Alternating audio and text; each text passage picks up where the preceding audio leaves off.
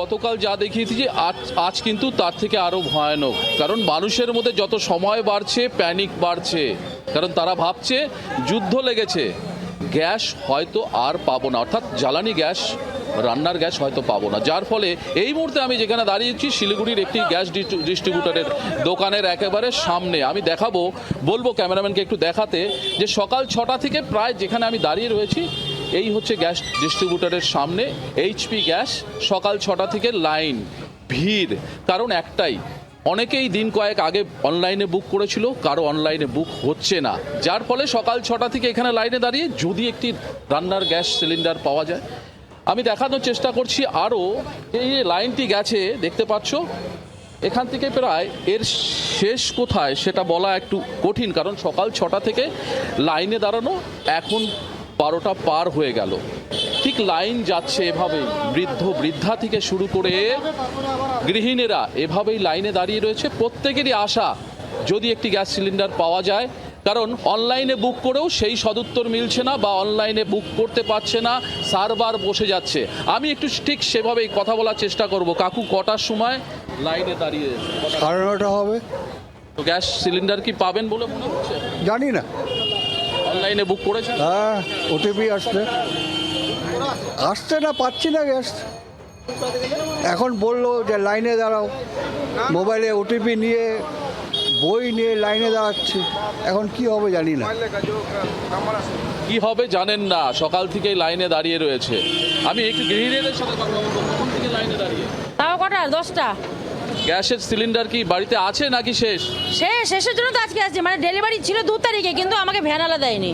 Van দেয়নি? হ্যাঁ, কি করবেন এখন জিজ্ঞাসা করবো, স্লিপ নিবো যে আমি তো গ্যাস পাইনি না, ওটিপি আছে ডেলিভারি, কিন্তু আমি তো গ্যাস পাইনি, তার জন্য তো লাইনে দাঁড়িয়ে আছি 2 ঘন্টা ধরে।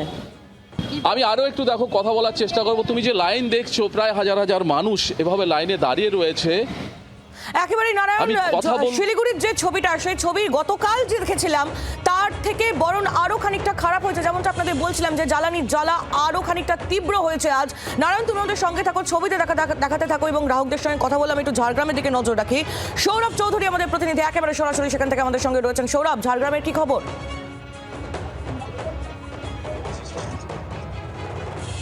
দেখো নারায়ণ, যে চিত্র শিলিগুড়ি থেকে দেখালো, ঝাড়গ্রামের চিত্রটাও কিন্তু একদমই আলাদা নয়। আমিও একটি গ্যাস এজেন্সির বাইরেই দাঁড়িয়ে আছি এবং আমি আমার ক্যামেরা পার্সনকে বলবো একটু লম্বা করে লাইনটা যদিও দেখিয়ে দেয় তাহলেই বুঝতে পারবে। এইখান থেকে যতদূর আমার আঙ্গুল দেখাতে পারছে ততদূরই কিন্তু লম্বা লাইন, অর্থাৎ মানুষজন এখানে কিন্তু সেই লাইনে দাঁড়িয়ে আছে।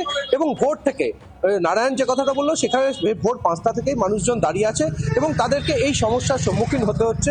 একই রকম অবস্থা, বুকিং নেওয়া হচ্ছে না, বুকিং হচ্ছে না, ফলে মানুষ বাধ্য হয়ে এই লাইনে এসে দাঁড়িয়েছেন। বয়স্ক মানুষ থেকে শুরু করে ইয়াং জেনারেশন সবাই এই লাইনে আছেন। শুধু তাই নয়, কেন পাওয়া যাচ্ছে না এবং বিশেষ করে যে সমস্ত হোটেলগুলো আছে সেখানে বাণিজ্যিক গ্যাস বন্ধ হয়ে যাওয়ার জন্য বেশ কিছু দোকানে কিন্তু এই ডোমেস্টিক যে সমস্ত গ্যাসের সিলিন্ডার সেগুলো ব্যবহার করা হচ্ছে, এমনটাই অভিযোগ তুলছেন, যার ফলে সেই গ্যাসের সংকট কিন্তু আরো অনেকটাই বেড়ে গেছে।